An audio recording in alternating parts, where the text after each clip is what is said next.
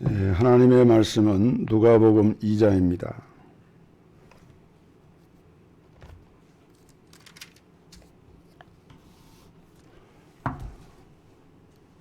누가복음 2장 1절에서 7절까지 제가 봉독 합니다. 이때에 가이사 아구스도가 영을 내려 천하로 다 호적하라 하였으니 이 호적은 구레녀가 수리아 총독되었을 때에 첫 번 한 것이라.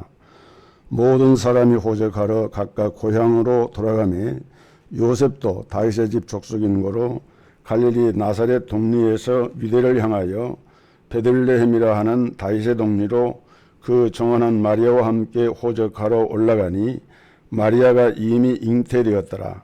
거기 있을 그때에 해산할 날이 차서 맏아들을 낳아 강모로 싸서 구유에 뉘었으니 이는 사관에 있을 곳이 없음이러라. 아멘.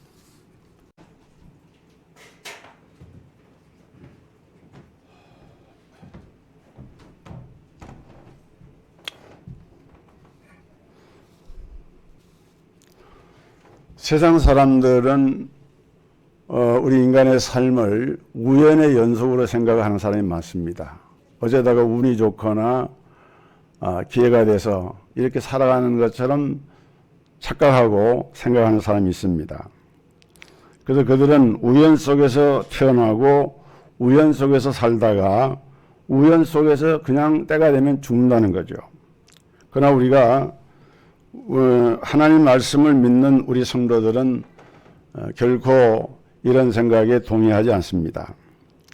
우리 인간이 보기에는 우연처럼 보이는 사건들이 많아요. 그러나 그 사건의 배후에도 우리 하나님이 섭리를 하고 계시고 하나님의 세밀한 손길이 미치고 있다는 것을 우리는 체험을 통해서 알게 되고 또 실제로 이런 많은 사례들을 보게 됩니다.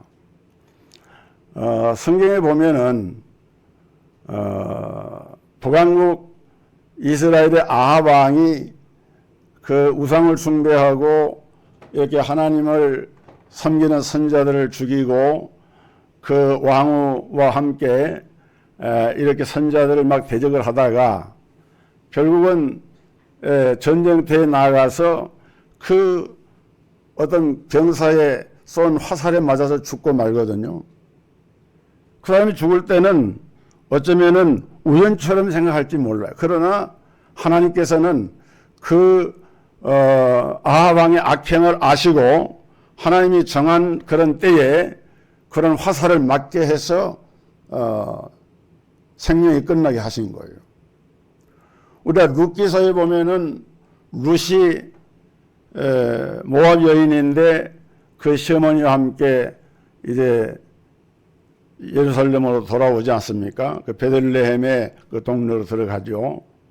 그래서 우연히 어디로 가는가 하면은 그 베들레헴 성의 보아스라고 하는 아주 유력한 사람의 밭에 가서 거기에서 이삭을 줍다가 이것이 계기가 되어져서 결국은 이제 보아스와 결혼을 하게 되고 또 다윗 왕의 조상이 되어지는 이런 놀라운 일이 벌어지는데 우연처럼 보이지만은 그것이 우연이 아니라 하나님이 섭리 가운데 인도하셨다. 그래서 적어도 하나님의 살아계심을 믿는 성도들이라면 어떤 경우에라도 우리 삶 속에서 역사하시는 우리 하나님의 절대적인 주권과 그 섭리를 온전하게 믿어야 한다는 거예요. 오늘 봉독한 이 본문 말씀 가운데서도 하나님의 계획과 섭리가 어쩌면 그렇게 잘 드러나고 있는지 모릅니다. 예수님이 베들레헴에서 탄생하시잖아요. 근데 예수님이 베들레헴에 탄생하신 사건은 우연히 그렇게 된 것이 아니라는 거예요.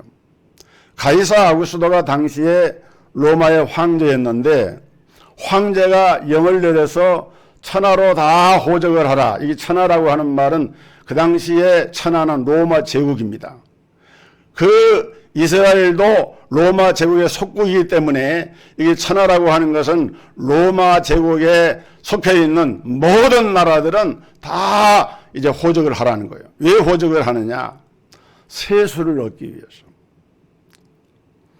어느 지역에 누가 살고 있는 것을 분명하게 먼저 밝혀져야 거기에 필요한 국고 재정을 이제 받아들이는 세수가 이루어지기 때문에 그런 기초 자료를 얻기 위해서 호적을 하라고 명을 한 것입니다.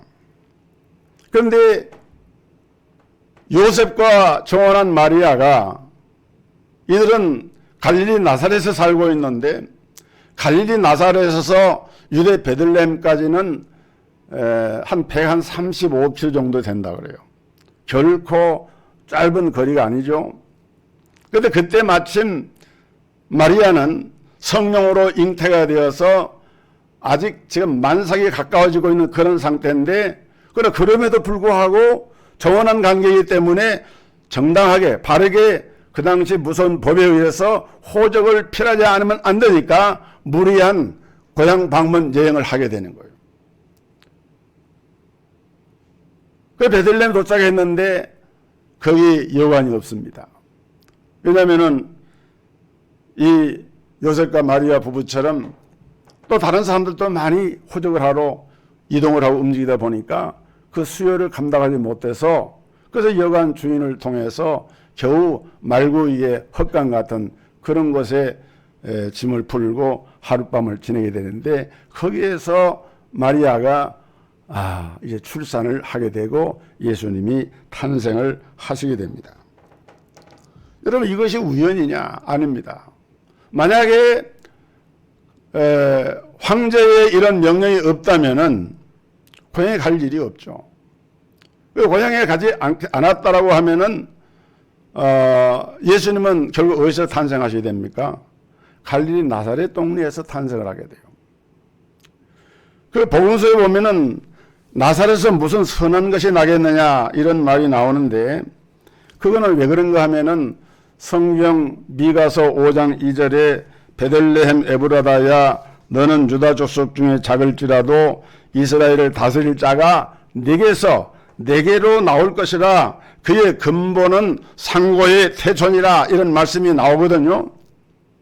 많은 성경학자들 경건한 성도들은 이 말씀에 근거해서 장차 오실 메시아가 어디에서 오시느냐 유대 땅 베들레헴에서 오신다 이걸 믿고 바라본 거예요.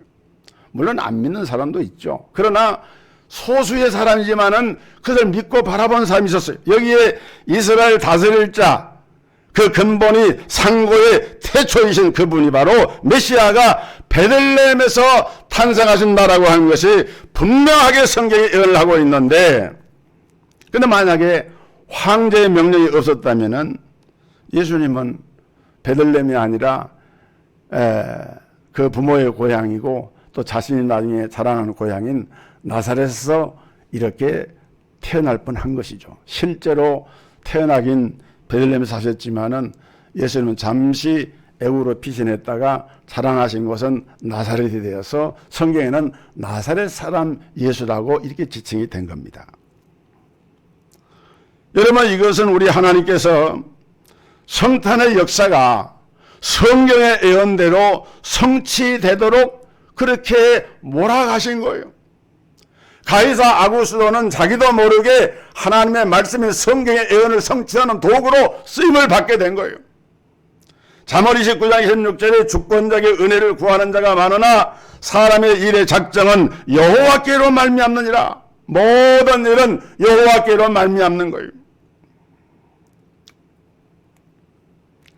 역사의 수레바퀴를 돌리시는 분은 하나님이시고 그 핸들을 쥐고 움직이시는 분도 우리 하나님이시고 인간 개인이나 공동체나 국가나 민족의 이런 앞길도 그 모든 배후에서 이걸 주관하시고 섭리하신 분은 우리 하나님이신 것을 보여주고 있는 거예요. 지금 우리 성도들의 삶은 어떻습니까? 혹시 힘들고 불편하고 어렵지는 않습니까? 그러나 중요한 것은 그럴지라도 그 일의 배후에 좋으신 우리 하나님께서 선한 역사를 이루어가고 계심을 믿으시기를 주의 이름으로 축복합니다. 믿으셔야 돼요. 오늘 예수님의 탄생 사건은 역사의 중심은 항상 예수 그리스도에 있음을 보여줍니다. 역사의 중심이 무엇이냐라고 할 때 그것은 바로 예수 그리스도라. 우리가 지금 금년이 2022년인데 그거를 뭐라고 씁니까? 기원 후 2022년 이렇게 말하거든요. 그리고 그 이전은 기원 전 몇 년 이렇게 얘기를 합니다. 예를 들어서 소크라테스는 예수님이 탄생하시기 469년 전에 태어나서 예수님이 태어나기 399년 전에 죽었어요.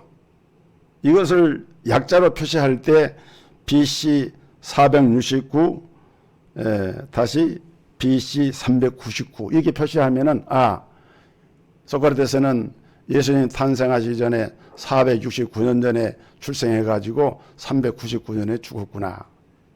여러분 왜 이렇게 할까요? 그것은 역사의 주인이 예수님이기 때문에 그런다는 거예요. 이렇게 세계 역사의 전환점은 예수님의 탄생 시점이 되어지는데 예수님에 대한 예언 중에서 베들레헴 탄생 사건만이 아니라 예수님의 공생에 행하신 모든 사역들 하나하나가 먼저 하나님이 성경에 약속을 하시고 그 약속이 성취되어지는 이루어지는 그런 과정을 보게 됩니다. 그러니까 예수님의 탄생과 십자가 죽음과 부활과 승천까지 예수님의 공생의 이 사건들이 전부 다 성경의 예언도 성취됐는데 이제 마지막 한 가지 남은 것은 뭐예요? 예수님의 재림인데 우리는 그 재림도 성경의 약속대로 이루어질 것을 믿는 것이죠. 이렇게 주님이 탄생하실 때가 되어서 로마 황제의 마음을 움직여서 예수님이 베들레헴에 탄생한 약속된 메시아인 것을 입증하신 것은 그것은 무엇을 의미하는가 하면은 말하자면은 가이사 아구스토 같은 사람은 세상의 권력자입니다. 세상에 말하자면은 힘을 가진 정치인이에요. 그런 사람들이 자기 마음대로 일을 하는 것 같지만 아니에요. 하나님의 섭리와 계획 가운데서 그들을 움직이고 있는 것일 뿐이고 그 일의 배후의 주권자는 하나님이시다 하는 것을 보여주고 있다는 거예요. 두 번째로 성탄 사건은 우리 하나님은 이 세상의 모든 만물도 주관하심을 보여줍니다.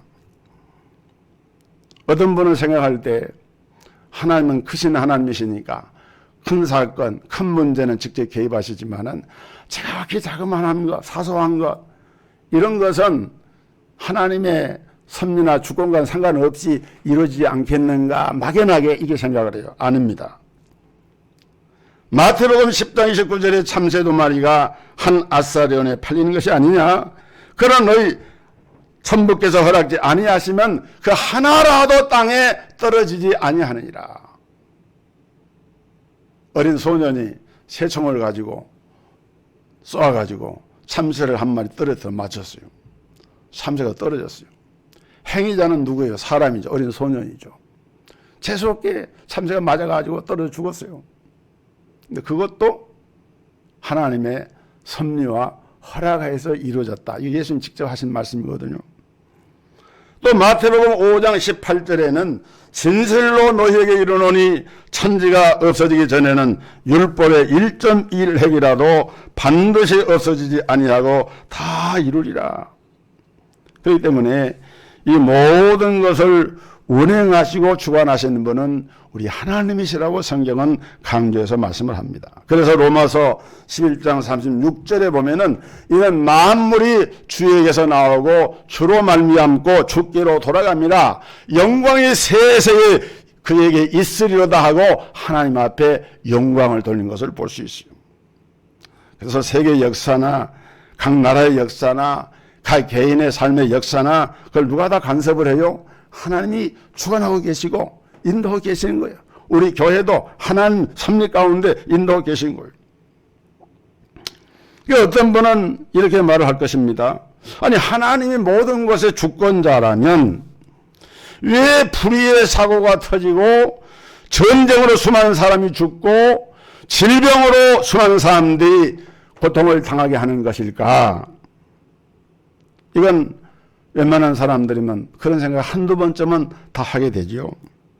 이해가 안 되는 건 아니지만은, 그러나 역사를 짧게 보면은 이해가 안 가고 말로 안 되는 경우가 있지만은, 그보다도 길게 긴 안목으로 보면은 결국은 하나님이 당신의 뜻대로 이 모든 것을 행하고 계신다 하는 것을 알게 되는 거예요. 아직 역사는 끝이 안 났어요. 지금 진행 중이에요.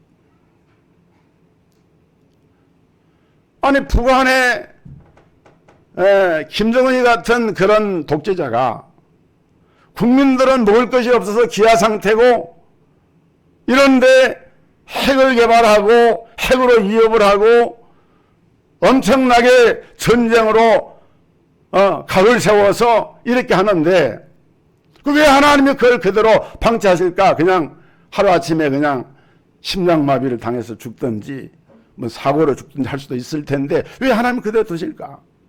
성경에 그런 말씀이 나와요. 악인도 악한 날에 하나님이 그 뜻대로 쓰시기 위해서 두신다는 말씀이 나와요.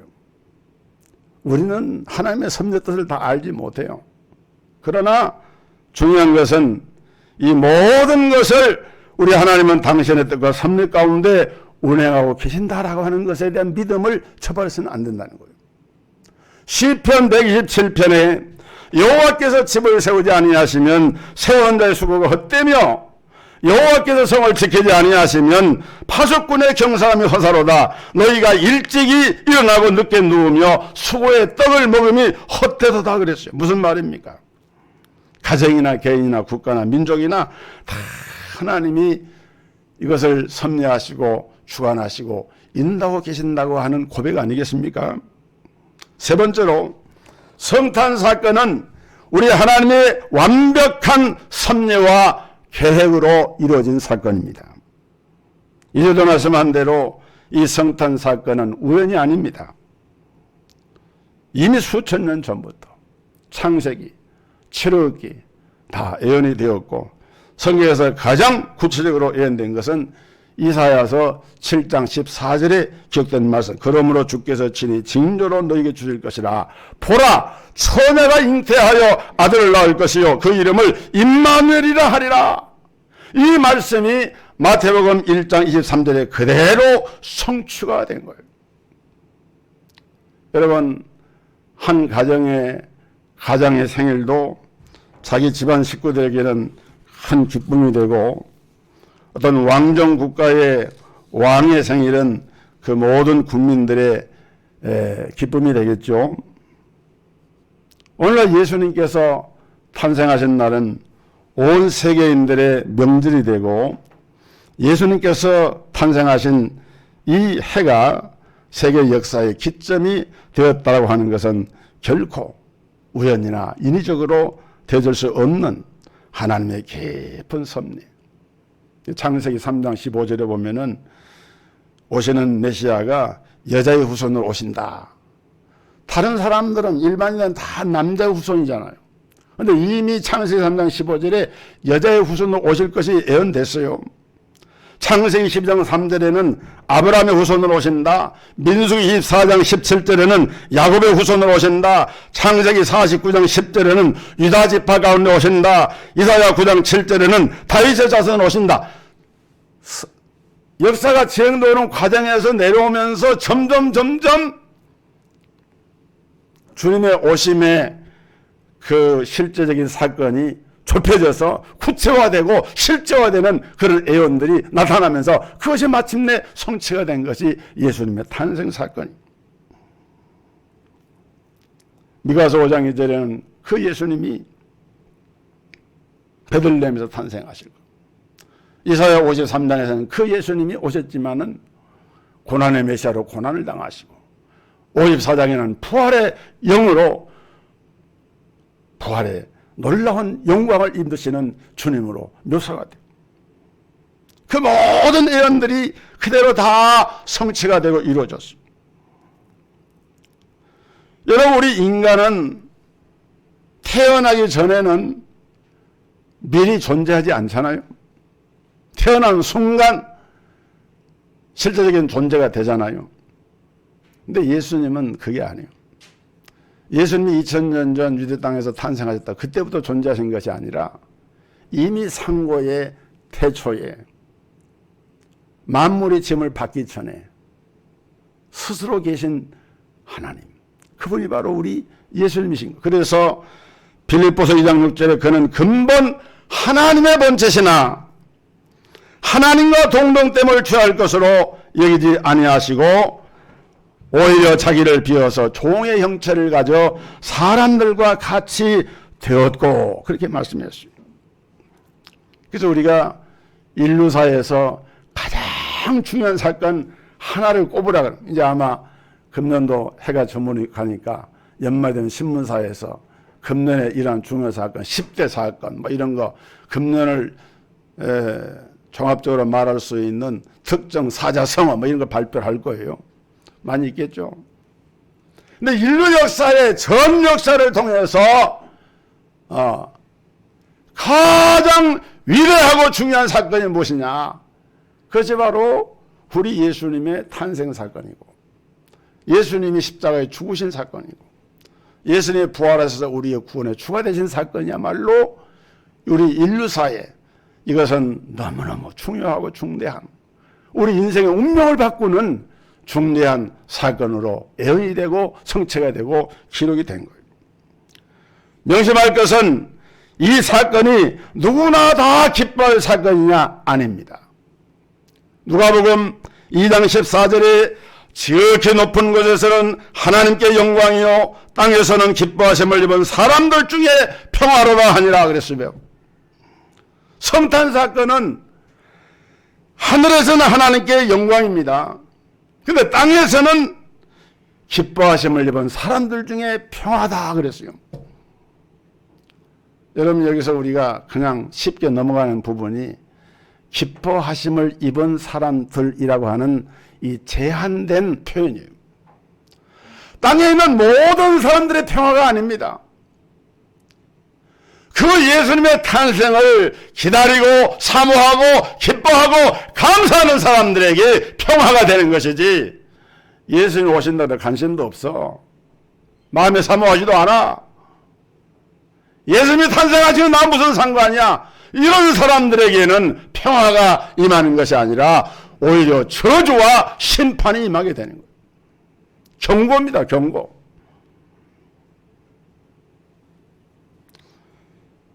하나님의 기뻐하시는 은혜를 입은 사람들, 이들은 예수님을 구주로 영접한 사람들. 그러나 기뻐하심을 잊지 못한 사람들, 예수를 구주로 영접하지 못한 백성들에게는 성탄의 소식이 평화의 소식이 아니라 두려움의 소식이 될 수 있는 거예요. 여러분, 성탄절을 맞으면 정말 기쁘십니까? 마음이 편안해지고, 야, 너무 좋다, 내가 예수 믿는 거 잘했지, 너무 감사해, 그런 마음이 막 마음에서 일어납니까? 아니면은 이거 또 성탄절이 또 왔네, 날도 추운데 뭐야, 이런 그런 마음이 있다면은 알아서 하세요. 그런 분들은.